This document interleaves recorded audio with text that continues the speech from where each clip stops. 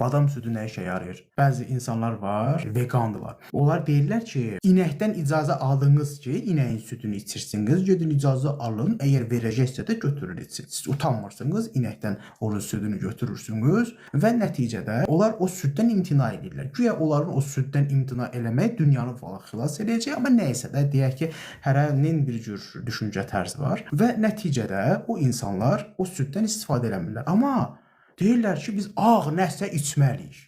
Ağ olmalıdır mütləq və nəsə olmalıdır o, amma bitkidən gəlməlidir. Oturub fikirləşirlər, nə ağaraq, neyniyə götürüblər badamı. Başına min bir oyun. Deməli, badam adam deyil.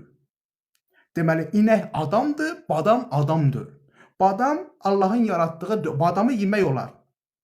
Badamın hissi duyğusu yoxdur, yazığı qopardır. O ölüm deyil. Məsələn də, o bir həyatın bitirilməsi deyil, badamı olar.